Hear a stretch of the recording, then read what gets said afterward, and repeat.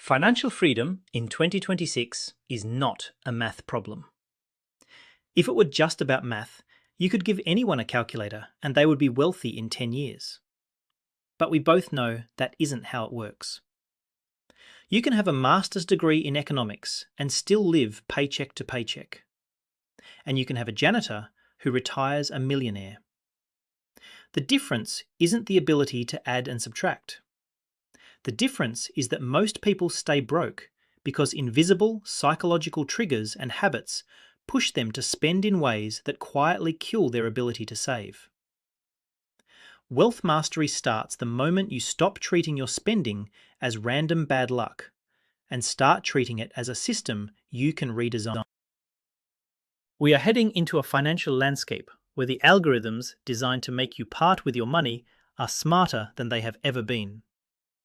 Retailers and tech platforms aren't just guessing anymore. They know what you want before you do.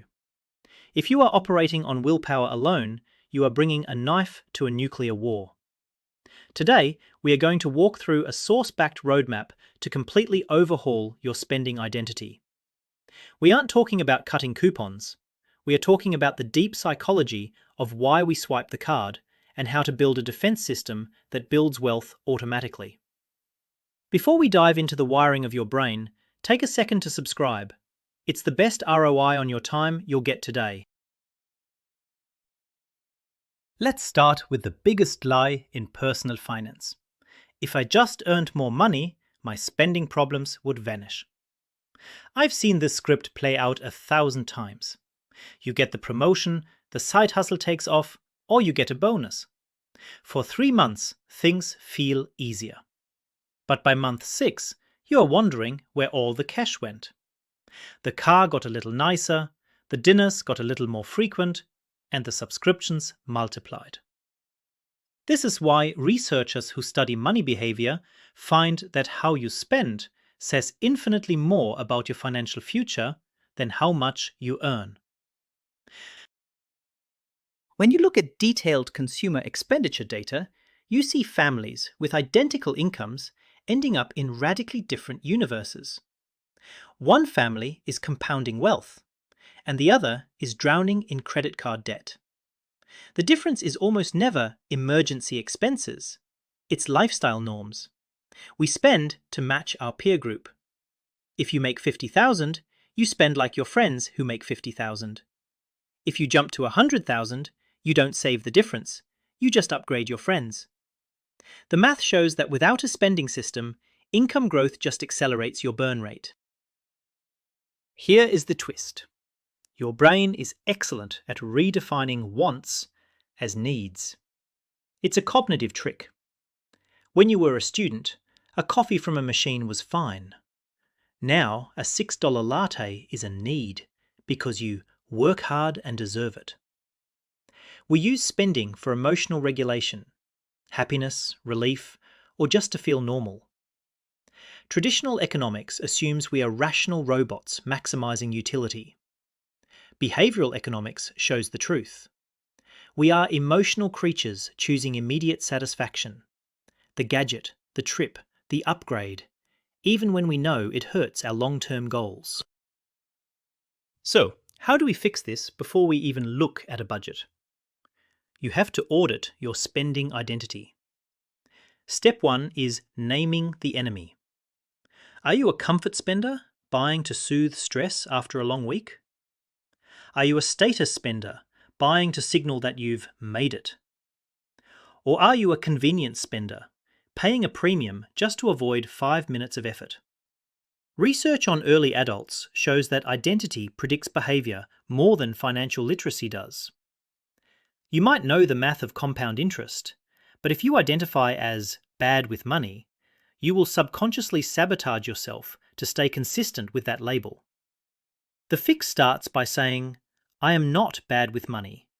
I am currently running a bad script, and I'm about to rewrite it. Now, you might be thinking, Tom, I'm not buying luxury cars, I'm just buying lunch. But that's exactly where the danger is. If you think the big purchases are what kill your wealth, you are missing the invisible leak that is probably costing you $1 million over your lifetime. It's happening in the palm of your hand, and most people don't even realize they're paying it. We like to think we are in control when we swipe our phones. You see a pair of shoes, you look at the price, you decide if it's worth it. Simple, right? Wrong. A 2024 literature review on spending psychology highlights that our brains are riddled with cognitive biases that make us feel like we're making a rational choice when we're actually being played. The most dangerous one is present bias. This is the deep-seated preference for a small reward right now over a huge reward later. It's why you will take the $100 dinner tonight rather than the $1,000 that money would grow into in your retirement account. Then there is anchoring. This is why everything on Amazon has a crossed-out original price next to the actual price. Your brain anchors to the higher number, so the $50 you spend feels like you saved $20 rather than spent $50. You didn't save anything. You spent $50. But the bias is so strong that we often buy things we didn't even want just because the deal felt too good to pass up. We are literally spending money to avoid the feeling of missing out on a discount. That is loss aversion in action. It gets amplified by social proof. In 2026, you aren't just keeping up with the Joneses next door.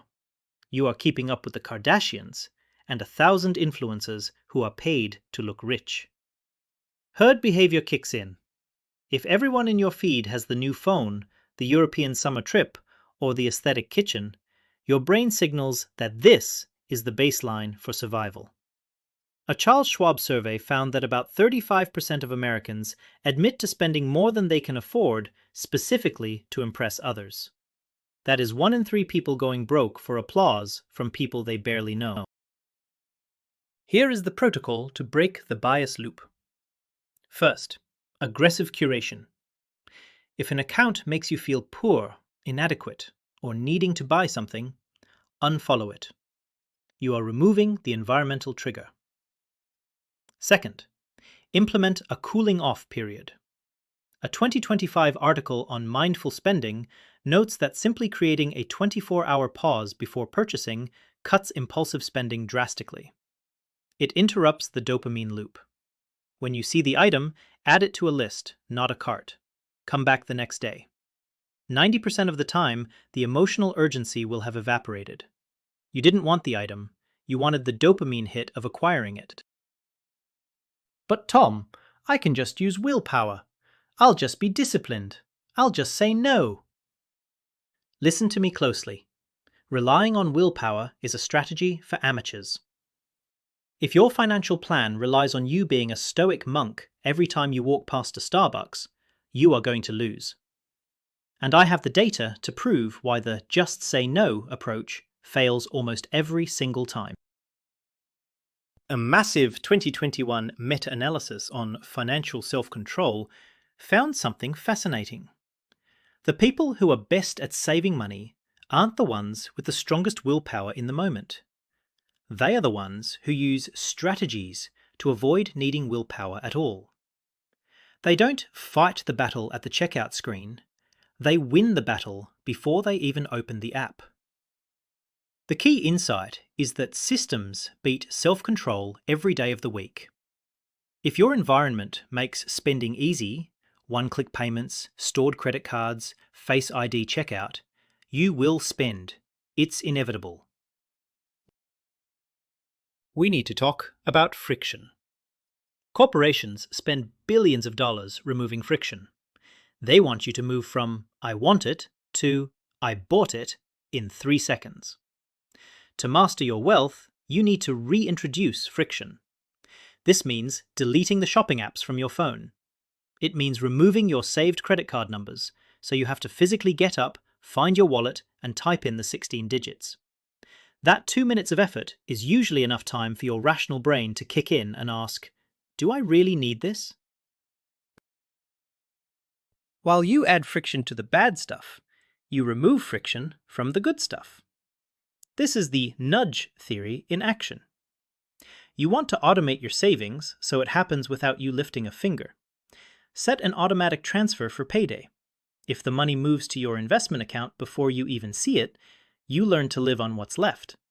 You don't feel the loss because you never really had the money in your checking account to begin with.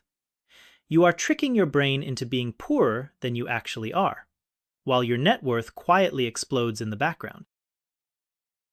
We also need to address a specific 2020s phenomenon: doom spending. This is mindless shopping to self-soothe in the face of global uncertainty. You read the news, you feel anxious about the economy or the climate, and you think, who knows what the future holds? I might as well buy the nice headphones. It's nihilistic spending. The fix is a specific rule. When you catch yourself thinking, it doesn't matter anyway, that is a trigger to stop. Recognize it as a psychological pattern, not a wise philosophical insight. Instead of spending to numb the anxiety, channel that money into an emergency fund. Ironically, seeing that cash pile grow is the only thing that will actually lower your anxiety. There is one tool in your pocket right now that is arguably the greatest enemy of wealth ever invented. It's not the credit card itself, it's the digitization of the card. If you are using Apple Pay or Google Pay for everything, you are falling into a psychological trap called payment decoupling, and it is causing you to spend up to 100% more than you would with cash. Psychologists talk about the pain of paying. When you hand over a $50 bill, you feel a physical sense of loss. You see the money leave, and you feel the weight of the purchase. When you tap your phone or double-click the side button, that pain is removed. It feels like a game. It feels like magic. Research shows that digital payments significantly reduce the psychological pain of spending and weaken your feelings of ownership over your money. You aren't spending $50, you are just authorized a transaction. The result is that you spend more, think less, and feel less in control. This leads to a breakdown in mental accounting. We naturally categorize money. This is for rent, this is for food, this is for fun. But when everything goes on one credit card or digital wallet, the categories blur. You lose track of how much of your fun budget you've used because it's all mixed in with the groceries and the gas. By the end of the month, you're shocked at the total. Studies confirm that credit cards create a time distance between purchase and payment that makes us forget the cost almost immediately. The solution is to reintroduce the pain, at least temporarily. I want you to try a cash week. For 7 days, use physical cash for all discretionary spending: groceries, coffee, drinks, takeout. Leave the cards at home. It sounds archaic, I know, but watch what happens. You will stand in line at the coffee shop, look at the $5 bill in your hand, and suddenly decide you can wait until you get to the office. The friction of counting bills reconnects your brain to the value of your labor. Even if you go back to digital later, this resets your baseline sensitivity to price. If you refuse to use cash, you must use digital envelopes. Most modern banking apps now allow you to create sub-accounts or buckets. Create one called guilt-free spending. Transfer your weekly allowance there. When that account hits zero, the card declines. No overdraft, no dipping into savings. You have to treat that zero balance with the same respect you treat an empty physical wallet. This forces you to make trade-offs. If you want the expensive dinner on Friday, you have to say no to the lunches on Tuesday and Wednesday. That trade-off process is where financial maturity happens. Let's land the plane by talking about the B word: budgeting. Most people hate budgeting because they view it as a punishment. They think a budget is a diet where you can never eat cake again. We need to reframe this. A budget isn't a prison. It's a plan for your freedom. If you don't tell your money where to go, it will leave you for someone else, usually Jeff Bezos. Behavioral research suggests that when we frame budgeting as freedom planning, adherence goes through the roof. It stops being about restriction and starts being about allocation. To make the budget work, you need a filter for the daily noise. Use the 3-question pause before any non-essential purchase. Question 1. What am I feeling right now? Bored? Stressed? Insecure? Question 2. Will this still matter to me in 30 days? Question 3. Is there a cheaper way to get the same feeling? If you are bored, call a friend. If you are stressed, go for a run. You'll find that 80% of your spending urges are actually emotional urges in disguise. You don't need the item, you need a state change. Ultimately, you need to distinguish between freedom spending and fake freedom spending. Freedom spending buys you time, health, or genuine joy, like investing, education, or a trip you've planned for years. Fake freedom spending is buying stuff to look like you have freedom. It's the least luxury car that chains you to a job you hate. Research on lifestyles through expenditures proves that if your spending screams, "I'm trying to look rich," your bank account will quietly stay poor. Real wealth is quiet. Real wealth is the money you didn't spend. So, here is your Wealth Mastery Roadmap for 2026. First, accept that spending is emotional, not just mathematical. Second, audit your identity. Are you spending for comfort, status, or convenience? Third, build a system that adds friction to spending and removes friction to saving. Delete the apps, automate the transfers. Fourth, use the 3-question pause to catch emotional impulses before they become transactions. And finally, stop trying to impress people with your spending. The most impressive thing you can buy is your own independence. This isn't about being perfect, it's about being intentional. If you do this consistently, your spending habits stop being the enemy of your financial freedom and start being the engine that funds it. If you want to dive deeper into the specific investing accounts to dump that saved money into, check out this video right here. And don't forget to like and subscribe if you want to master your money in 2026. I'll see you in the next one.